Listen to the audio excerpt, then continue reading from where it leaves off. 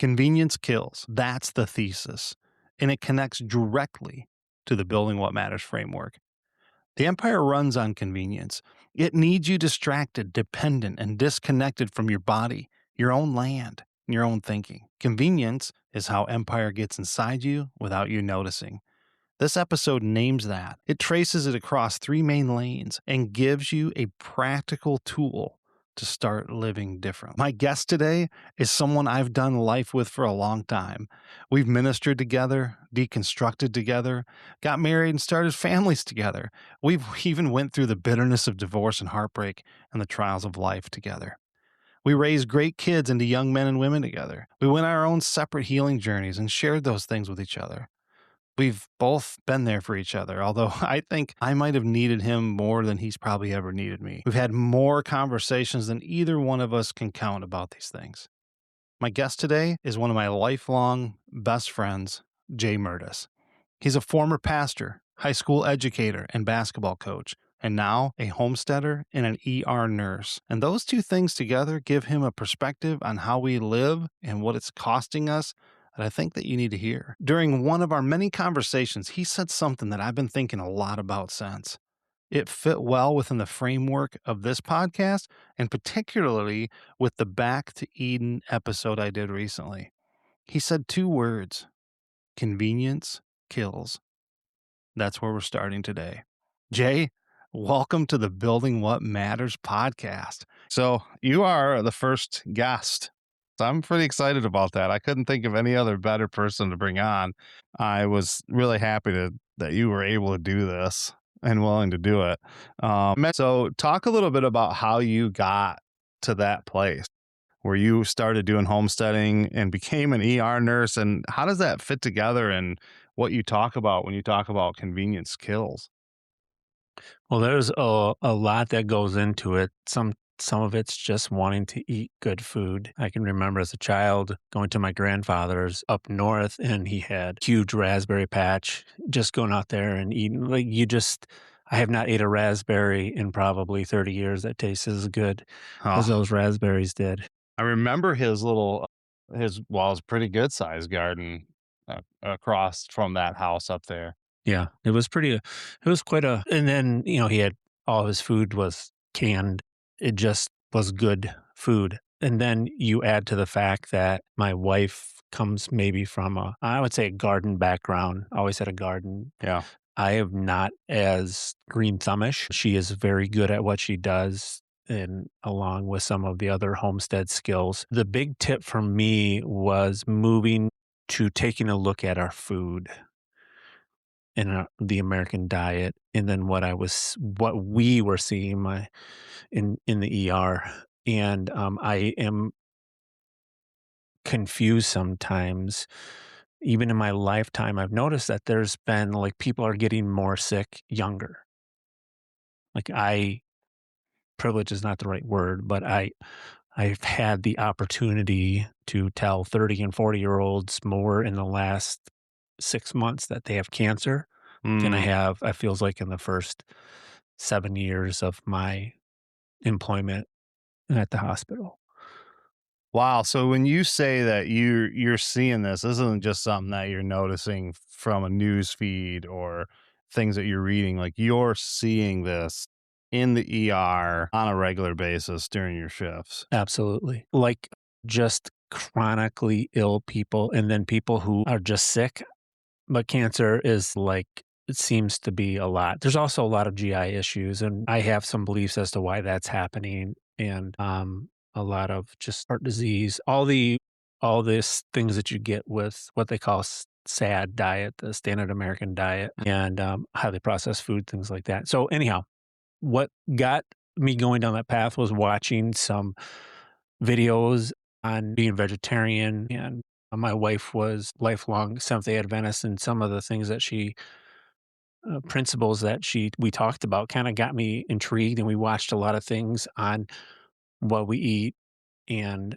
uh, and then that kind of rabbit holes you into food systems and in really what's happening in the American, agricultural landscape.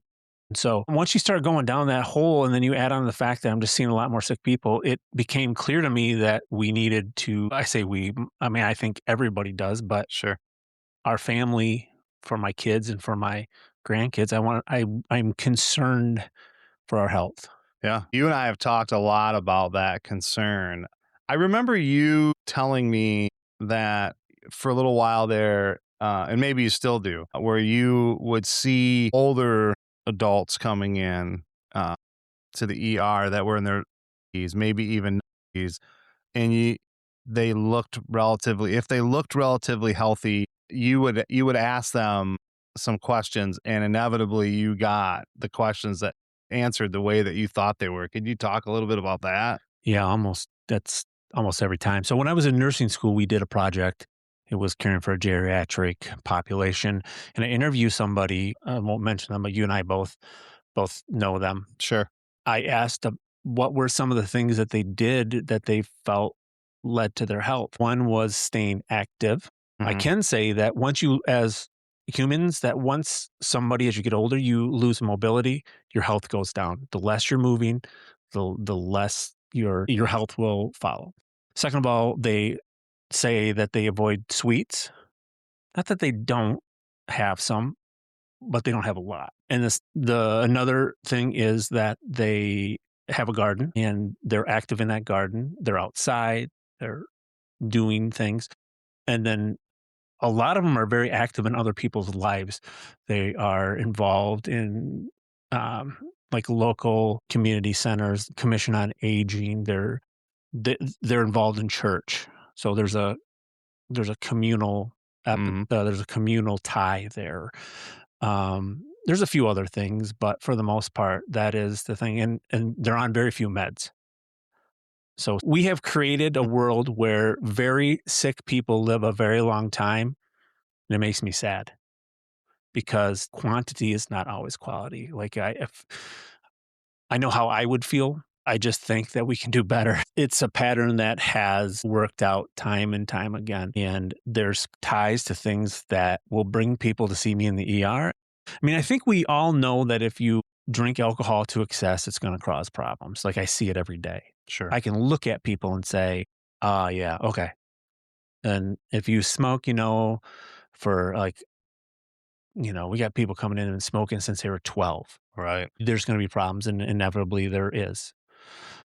But now we're adding food to the list that we're not hearing as much about. You are hearing a little bit about it, but maybe not the right focus on some of it. We're very advertisement driven, influential driven because of social media. So it points us to um, when we look at our health, the people who point it out to us are often trying to influence us to buy something or think a certain way for a reason that's not ultimately just for us. Yeah. Well, that kind of brings us into talking a little bit about um, what what you termed, and you always have a way of terming things that stick for me. I remember, I think back in Bible college days where you talked about you either get bitter or you get better. And that stuck with me. And, I turned that into from bitter to better and, you know, I have use to think that that. that's been around for a Oh, while. I'm I sure. I got Yeah. that from someplace else. Oh, yeah, I assume so. Most of your Dr. O quotes end up filtering down, Correct. sticking that stick with me. That one sticks with me. Another one that I say often that I heard first from you was creating a safe landing place for people when you're loving people and helping people and in your relationships. That and I don't want to get into all that, but That's a whole separate we'll come back. You'll be a guest on for that one for sure when we get into that. But the safe landing place, that one hit for me too. But the convenience kills on that. Those two words there really, they hit home for me. And I kind of want you to unpack the thesis of that. What's the big idea there that you come from when you're talking with people about, just convenience kills? I think that if you were to wrap that, it's a package that when I say convenience kills, that it comes down to the idea that there's always a price for what we have, what we do, what we consume. We have to determine what the price we want it to be. Now, there's a reason why we got there, I think. I'm not a historian. I'm not going to pretend like, first of all, even if I was, my memory is not great. Sure. So you can just ask my wife. But we went, so I think we got here in somewhat a honest path. The problem is that it was influenced too much by the two things that always cause problems. It's power and profit. Yeah. So like in the 1940s, pre like World War II, we had just come off the Great Depression where a lot of bad things, people didn't have food, Right. there was no money. It there was a lot of issues. So we then go into World War II. We find out that through sheer attitude and hard work, America can make things happen, Mm. right? So we can outbuild ships, planes, tanks. We're really good at that.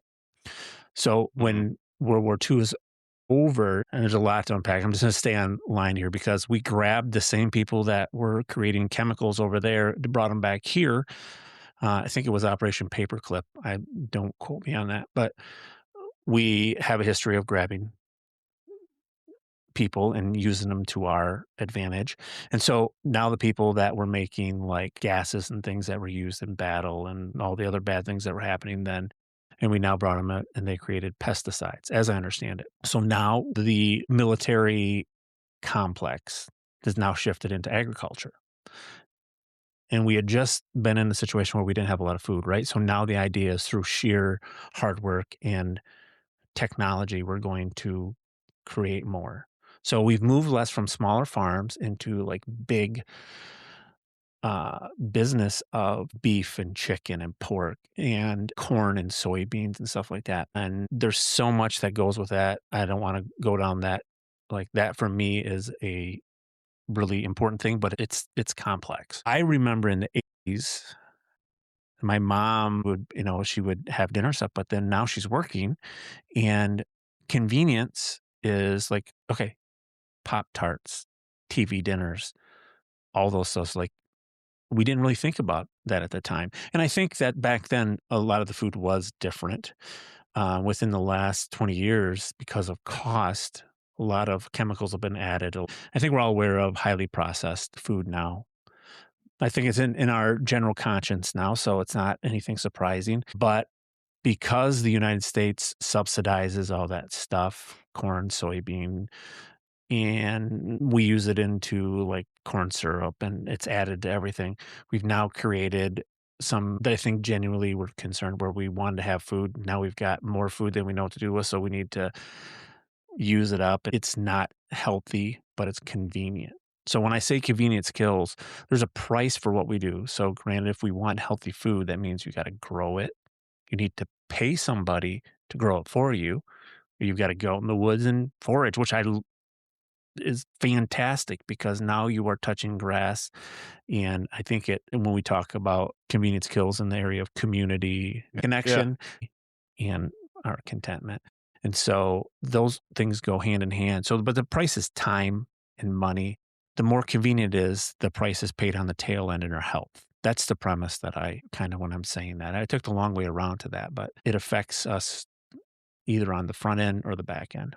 So who benefits from the convenience then? It doesn't sound like the person using the convenience benefits from it. Well, we have two choices. We have when it comes to investing in things, and you and I have talked about this a million times, whether it was in church, we invest in people, not programs, right? So when you are teaching, preaching, doing whatever, you are trying to build people. You went into ministry to be a servant, ended up a slave. Yeah.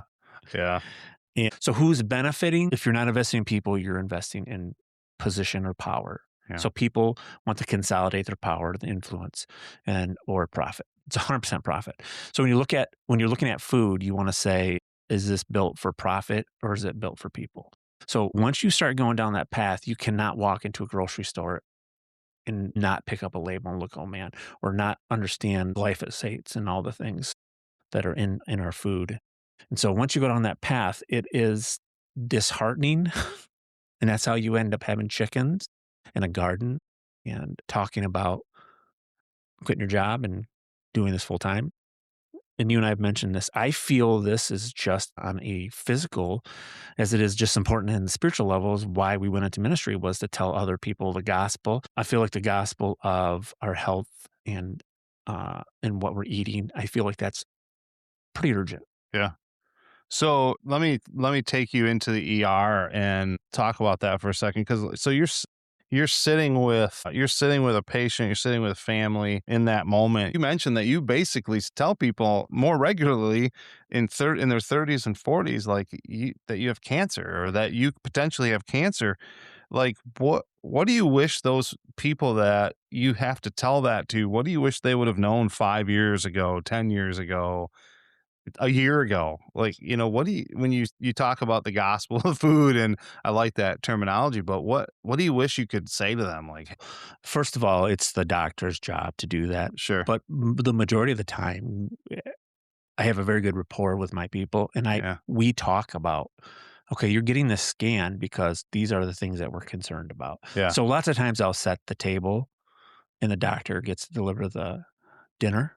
yeah, But I've already had those conversations often. I build those relationships with people. You just can't be in those moments with people and have them and just be like clinical. You have to. Uh, I, I can come out of a triage and go, oh, this, and then I'll lead a little bit and I say, oh man, I think we're going to end up telling these people they have cancer. And I would say, in the high numbers, I'm not. I'm very pleased when it's not. yeah, But what I will say is, don't ignore your health, just like you shouldn't ignore the potential that what you're eating and putting into your body is going to affect you down the line. So many people wait. If you are losing weight for no reason and not trying, go see a doctor. If you are having night sweats, night chills, and you're not running a fever, go see a doctor. Those are two really big things that say you're probably sick, along with just physical changes. If you're telling me, well, I ignored this I've had this pain here for now, I can't go to the bathroom or I can't. There's just you don't ignore things. So, I mean, first of all, be conscious of your body. Be conscious of what you're putting into your body. right. So there's always a price. For our health, we have to be able to pay it on the front side. I like it. I will say, getting back to the other part of when you said about the with people, what I want them to know is that you get out what you put in. It's no different than a relationship. If you just casually put effort in, you're going to get not things out great. You're in a relationship with your body, so you put good food in, you're getting good results. There's a lot of, and it just made me think of this, that I know people who completely changed up their diet. Some and have had cancer, and some of them, depending on how far it is, they've had fantastic results just by changing like their outcome has been astronomically better because they've changed their diet. The body has the ability to heal itself. And if you're eating good food, Right. you have can heal. So you had said earlier, you talked about being out of balance. Do you feel like you just see where it's out of balance and start to restore that balance? Are you talking about interpersonally or ourselves? Like where's the launching I'm for talking ourselves about, like, or if you're recognizing that there's an imbalance in your life. philosophically speaking, if you're looking at the idea of balance in this world, is that if you look at like the life cycle ecology of a lake, right? So if there needs to be algae, so the green slime that's in the lake, as long as that's in balance, it is fine. They need that because little fish eat that, the big fish eat the little fish, and then we eat the things that we learned in fourth and fifth grade. But if suddenly it's interrupted by something that is, case in point, like you're putting fertilizer on your lawn and you're on the lake, right? So that puts nutrients into the water. What happens then now is you get these algae blooms. And so not only is there excess algae, but it draws oxygen out of the water. It puts off toxins. It covers usable area. And that's all caused because something that you need that nature provides, fertilization breaks down, you know, an interesting show to watch is though, I mean, it's not necessarily how we do things, but there's a show called Back to Eden.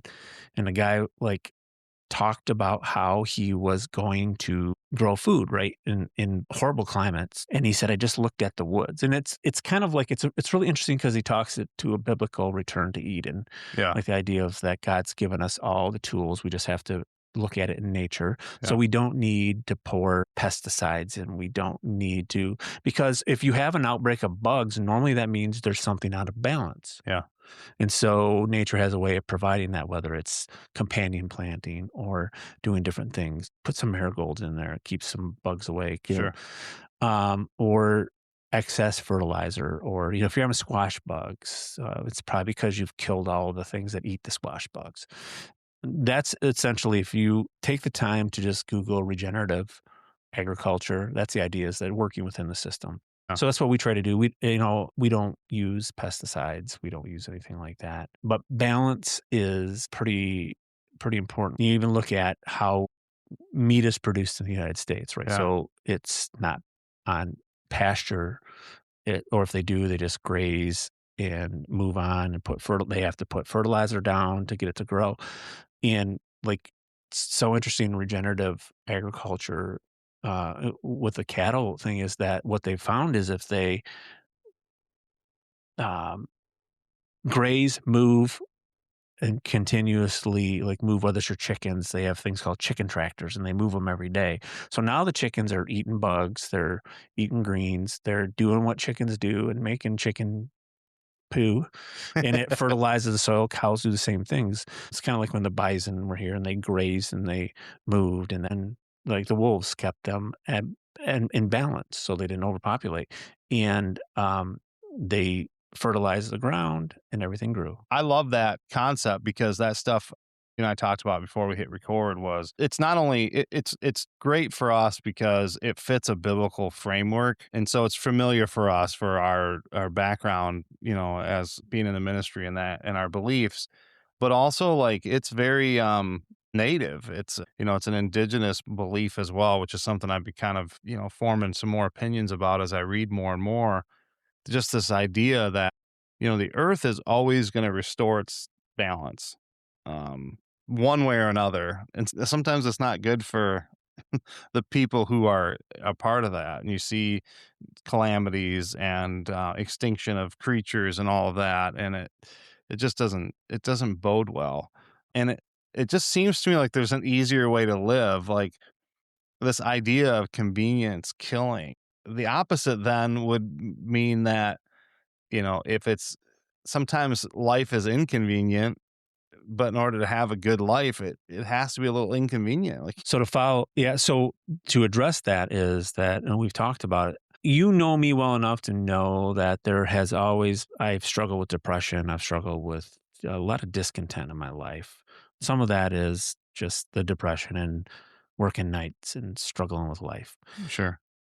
Um, I have never felt more connected than I do when I walk out to the garden and then I can smell like the soil. I'm out there in my bare feet, or I go into the barn and the barn swallows are like chirping at me. I know when they're going to be there. Like they're scolding me for coming in there and disrupting them. Or the chickens, like they run up to me, and there is a connection there. I think probably somewhat what have felt with hiking that we have disconnected ourselves from. As much as people want to say, like, I know a lot of people don't like hunters, but hunters understand, and fishermen, they understand that connection. Even though you're, shooting a buck or a grouse, there is it's an experience, and you're eating that stuff Yeah. and catching fish and going picking some morels and making meals out of that, and then going out, getting eggs from your barn, and then, picking some apples. We pick every berry that there is around here. We just drive around and go, that is our family time. That Yeah. is connection. There is an emotional, I don't want to say spiritual, but you're in God's creation and appreciating it. And it makes you thankful. And there's a peace that I get from it. Can't really explain it. I think we just need more. someone we need to go out and hug some trees, not be tree huggers, but I mean, I think that there's definitely an energy there Yeah. that we're missing. Yeah, it's just I can't help but look around at all the conveniences that we have, and I'm thankful for them, don't get me wrong. I mean, we're recording this podcast on electricity. Yesterday there was a little bit of a power outage, and that was rather inconvenient. Even just the ability to drive up to the store and Yeah. to actually go to a store and grab this food. Yeah, I'm not saying that we wanna go back to getting horses. My wife might like that, but Yeah, I'm not saying that that's like no. I don't think we need to dial it back 100 years. For our health and that mindset, I think we need to consider some of those things.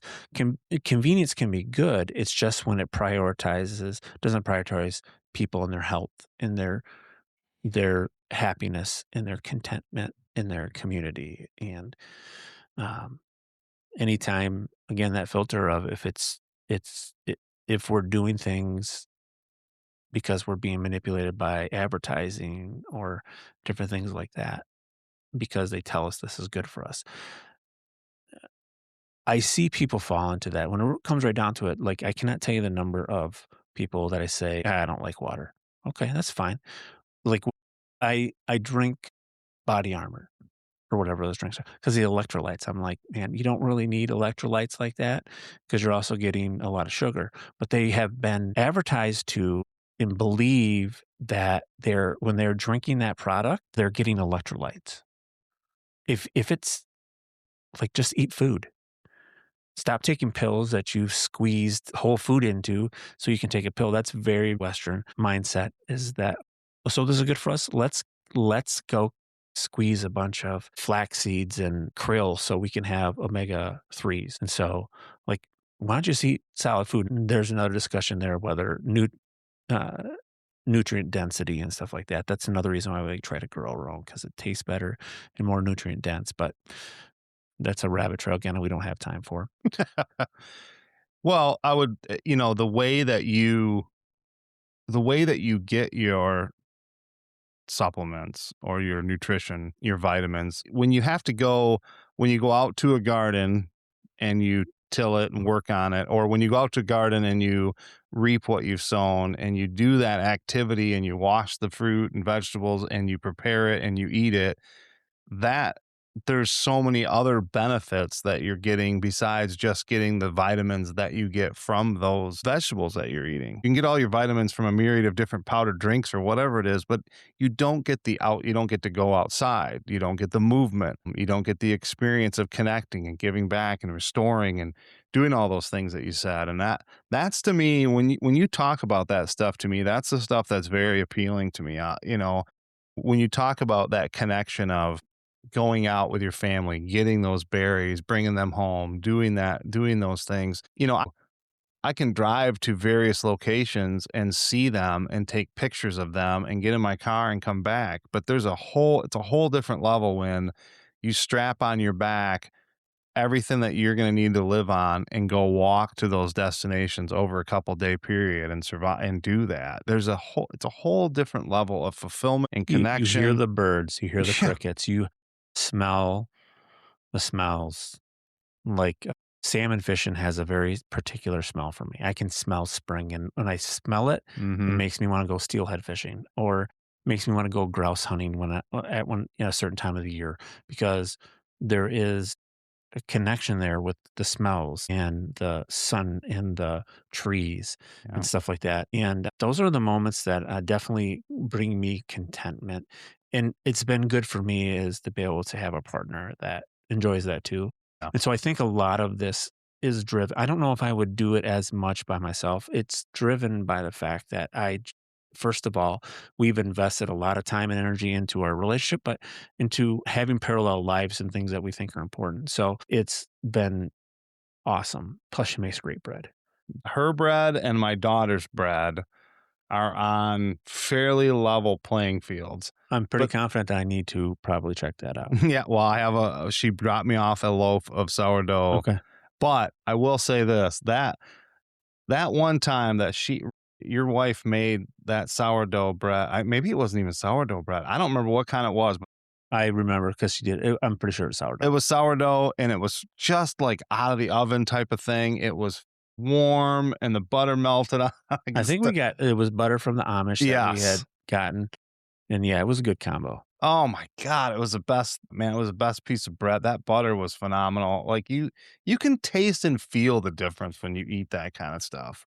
Interestingly enough, we talk about things that are geared towards profit versus geared for people. This bread, there is it's like 3 ingredients.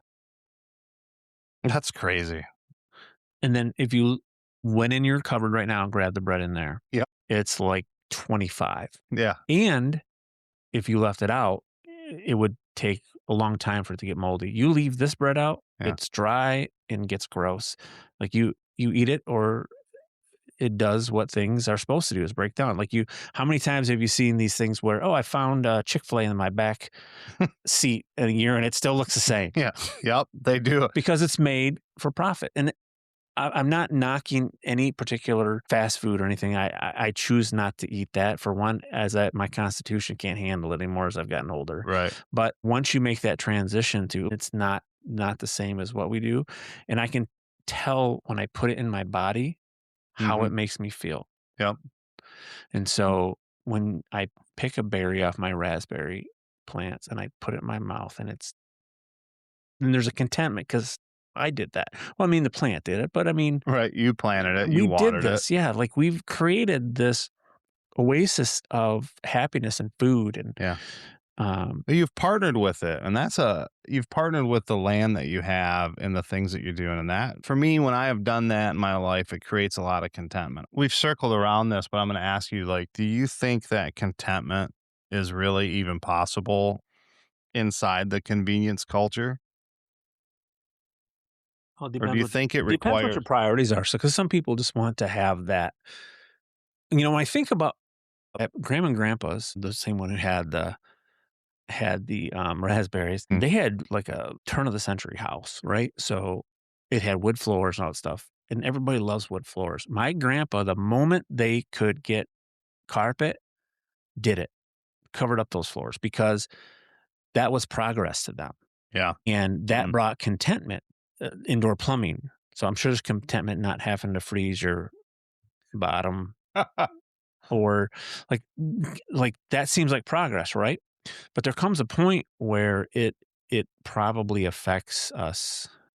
I also say that contentment is chemical in a lot of cases, and the way we eat can affect our body chemistry. Not to get into the whole science of like gut health, but a huge amount of serotonin is created in our belly, in our gut. And if we don't take care of that, eat the right things, highly processed food, sugar kills that landscape. So eating good food, eating ferment, so like sauerkraut, things that that people use to preserve food is really good for us.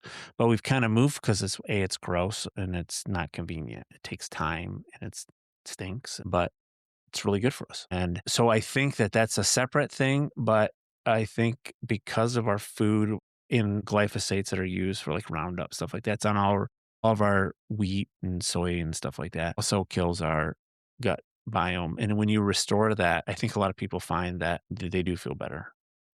And again, the conversation for you and I in the past has been, in your realm with addiction management and different things like that. I don't know if I'm saying that right, but Yeah, you're fine. like finding something to get you feeling better and getting maybe balanced, regulated again. Yeah. Food, I think, can do that for people, but in good food. And then you're out there working with your hands, you're out in the sunshine, you have purpose. Like I really think that if that's not something that is big in that community, it could be or should be.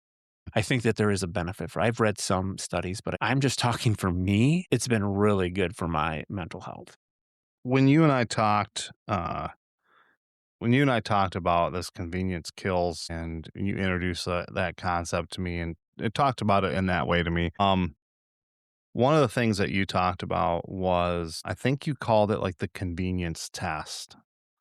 And maybe you didn't use those exact words, but you basically, do you know what I'm talking about? Like, Yeah, can you explain I that? think when we talked about it, it was more like, what's the price? Hmm. It's either gonna be time or money. or something like so. Like if you can make it quickly and save time, it's probably you're going. It's not good. It's not as good for you. Right. So if you cook like grandma did 100 years ago, great grandma, whatever, there's an upfront. Now you've got an hour plus of time. So, you know, everybody's busy and everybody's got jobs and working, and to dial that back seems like a step away from what we're being told is successful. But I think that's also a step towards contentment, slowing things down. Yeah, I will be the first to say that I love to be entertained. I love to play a game on my phone. I love to read. I love to play a video game on my computer, watch some TV. But that's what convenience allows you time that people didn't have. So if Mm, you're they were healthier, but they had less time. So what I find is if I'm putting more time into preparing food or watching my wife prepare food or doing things out in the yard where we've made plans, those are positive things, like time doing that. And then on the other side, it benefits our health. But if you're eating bad food and it's convenient, the price then comes on the tail end, which is your health and your happiness, I think, contentment. I can't speak for everybody. I mean, maybe there are people that really find being able to do whatever they want when they want. You have the money, you can get what you want. But I will say this, you find people who have money, they're getting good food. yeah. In that's also a separate problem of availability locally of Yeah. food that people can afford because it is an investment. So let's wrap our head around the idea that if I'm going to quit my job and grow food for you and for 10 other families, if I make that commitment, are people willing to invest? Because that's what you're doing. You're investing time, your money into somebody who's going to invest their time into all of our health Right. and contentment. And so those are conversations that my wife and I have all the time. And then people at work, like the more healthcare workers I spend time with, they all are kind of slouching this direction. I Have imagine. gardens, watch what they eat, exercise, hike, get sunshine on their face, get grass on their feet. Those are all conversations because they know what's on the other side of that. And so um, it I find it interesting that we're going to have to come up with so the convenience portion of it and the price portion, I think people understand. The question is, how do you then build the church with the gospel of our food and our Right. health, right? Yeah. And so we want to build something that's beneficial. What are we going to invest our time in? So laying that groundwork and that philosophy, I think, is important. Keep hearing about that. I hate to be pessimistic, but I think we're going to potentially see a lot of disruptions in the next couple years that will get people thinking about some of that stuff. Like with our food systems and like some of the global unrest that's going to cause. I believe that everything I'm reading and hearing is that if it's causing problems now and disruption to supply, but there's some people that I follow that like this is their job where they are like teach agricultural science and different things like that, and they are very much like this is going to be a problem. Mm, We are so dependent on things globally. We are not ready for so the more unrest there is in the world, over time we are going to see more disruptions here. Not like COVID disruptions, maybe not to that scale, but we're going to have to rethink about how we do things. right. And we're going to have to invest in local infrastructure. Sure. Well, the lights turned off tomorrow, right? So we had this big ice storm Mm, last year. We were without power for 8 days and we were pretty much fine because we burn wood. We have a generator. We have propane. If we needed to cook, we've canned food. We didn't have to go anywhere to get food. The averages they say, like especially in cities, they like have like 3 days of food. So if there was a disruption and there weren't food banks and different things, especially with good food, like you can eat like a bag of Doritos and survive, I suppose. But like if you want to thrive, we are not in a position to do that. We have 100% had the conversation. What if it hits the fan, we'll be much better off if we invest in our own local infrastructure for food and community and stuff like that. That's always going to be my answer. Invest locally in people and food, not in profit and not in convenience. Farmers used to be like the backbone. Now farmers are just tools that agriculture and big businesses use to take money from us and to give their shareholders huge paychecks. It's not for our health. There's nothing that they're doing for us. Every time you look at a statement in their advertising, it's manipulation. So pasture raised eggs just means that these huge barns that they raise these chickens in, they have like they can go outside into a small enclosure. That's not pasture raised. They're not eating bugs. They're not doing, they can say that now because they can go out to quote unquote pasture. And so it's all advertising. I would like to see, and I don't think my wife would be as happy about it, but I would, if we had animals and had a farm, I would like people just to show up, be able to see, pick some berries, feed my chickens, get it. I tend to be, you're like me. You're like, yeah, come on. Let's just Mhm. come on over. And, not everybody's like that. And I respect that. But I think what people need to do is put faces to their food. They need to see where it comes from. You working with nature and understanding that is going to be key to moving forward in our local infrastructure. Yeah. I want to ask, what's the entry point for someone who wants to start living differently, but feels overwhelmed by how embedded in convenience culture that they are? I would say that y- first of all, I would say just understand the philosophical of why you're doing or what you think is important. Watch some of these shows like Kiss the Ground and some of these food shows that talk about how, well, again, I tell you, if you start down this rabbit hole, it's going to change you. But our food systems, whether it be these large complexes that are raising animals or monoculture and what it does to the land, and how people who pay attention to this stuff say we've got about 25 more years of sustainability and then we are SOL Hmm. if we continue at the rate that we're going. So, what about, like, you don't have to have a farm, to start. Like, what could someone do today, like in an apartment or suburb, small yard? Yeah, yeah, absolutely. So, first of all, would be get some pots and just grow some tomatoes, grow some, just you don't have to jump into having a farm. Like you do small entry. It's like I want to eat healthy and I know that beans have lots of protein and lots of fiber. So you go and eat beans all the time and then just kill yourself. Like you're not made to have, you don't jump into like full on fiber like that after not having any, right? Right. So do something in your yard. This year we're planting a couple different goji berries that have beautiful blooms, but they also produce like very good, very nutritious and antioxidant berries, and then like some figs, like they have cold hardy figs. So we're planting that in our landscaping. So not only is it going to be pretty, but it's edible, it's useful. So, you have a lawn, maybe consider planting some of that stuff into your, working a little apple tree in, or I don't know, but you don't have to jump. You don't have to jump right in. Maybe learn how to make some sourdough. Maybe order from a place that you can get glyphosate-free flour without all the bad additives and stuff like that, and then you don't have to grind your own flour, water, salt, whatever other things you need for bread, and take a stab at it. It's time. You gotta pull and fold and put some prep into it, but when I watch my wife do it, when it turns out, and we're like, first of all, it's glorious for her when the bread does what it's supposed to, and Yeah. then she loves feeding her family and people around her, so, like, there's some contentment there that you don't get from opening up a Right. bag of chicken nuggets. Or just try some things and then just scale up over time.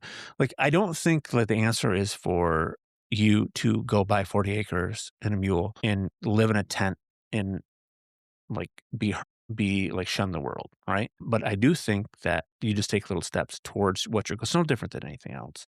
Find like-minded people also who you can talk to and stuff, and then ultimately, I think that the idea of community gardens, we're blessed to be able to have those opportunities where we're at. But I like people who don't like a community garden where if you put the time and effort together to reap the benefits, I think that's something that builds a community. You're Yeah. interacting with people, you're getting good food. I'd love to see some of the stuff be involved in our schools and teaching. Here in our school, they now have a farm science class where they're teaching them make sourdough bread. They talk about having a farm. They talk about those things. I think that's fantastic. Yeah, I agree. Having conversation with some of the kids, they're like, yeah, this is our food is not great. And we're eating so much plastic because of how Mm, things are prepped. And those are conversations that I think that need to be had. Social media has had some positive influence, but I also think that it's a time waster. It can be, and then it's not always used for positive things. And then we've talked about this ad nauseum, you and I. It's not real community. It gives you the illusion of community, but it's not real community. And so you're not out there talking. It's part of the reason why politically everybody's so divided because yeah. when you're on social media, it's easy to say and spew these things, but when you sit down across from somebody and talk to them, you just don't get those interactions. Sometimes there are people out there that are very strongly opinionated, but for the most part, even good people sometimes can say poor things. Yeah, you and I know full well that if we were sitting in a room with half the people that we've had to have this the negative interactions we've had on social media with, that it would be a whole different Yeah. conversation because of that very reason. There is no real connection there. If someone is listening to this and something's stirring in them, what's the first thing that you would tell them to do?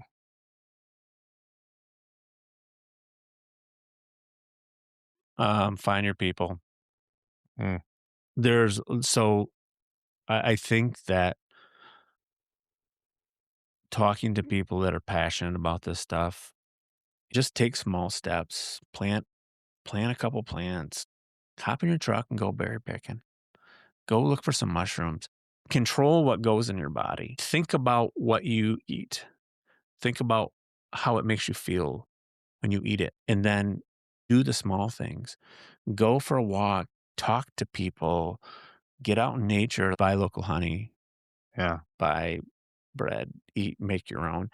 We talked about this, you and I, just a little while ago, and what I think the end result would be, what I'd like to see. I'd love to see the equivalent of, like, you see these shops that have multiple vendors in them. I'd love to see it somewhere in our community where you have all these small places that do honey, different foods, grow things, have a hub where people can come. The city tried that some years ago and that fell through just because of logistics, but um, we're starting to see farm markets, different things like that. And so if we could keep those dollars local, that would be fantastic. And it would support really something revolutionary in our community, in our health. I'm very passionate about the things that we're talking about here. I don't get excited about a lot of things for too long. This is something that's, again, it's because my wife and I get to do it together. yeah. That helps. I'm not sure I would be as consistent if it, but I understand the importance of it. My daughter said to me, I love the choices you're making with her health because as a nurse, she understands that she knows that what we put into our bodies affect us, and you want to make sure that her old man, as she says, is going to be okay. Yeah. I want to be able to be in my 70s and 80s and be active, not be demented or have some cardiac issues because of how I ate now. Awesome. That's a great spot to end.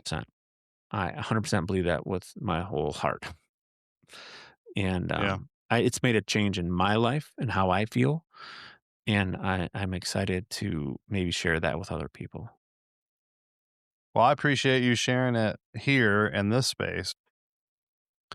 And there's where I hit end on the record button for that conversation with Jay. And as you can imagine, after I shut that off, we just continue to kind of talk and share things. Before I go, I just want to say thank you for spending this time with us today and listening to this podcast.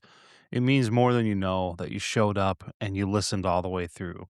If this episode stirred something in you and you want to keep going, you can find more episodes of Building What Matters wherever you listen to podcasts, Apple Podcasts, Spotify, iHeartRadio, wherever you are, we're there. I would love it if you left a review. I'm building this from the ground up, and every review really helps more people find it. If you want to go deeper on the ideas we talked about here, the writings, the essays, the longer form thinking, come find me on Substack. You can find me at tobiasneal83.substack.com. Or if you're driving and can't write that down now, no worries. The link's in the show notes. Subscribe while you are there, and you'll get notified every time something new drops from me. And I'll be back next week with another episode of Building What Matters. And until then, stay in the pocket.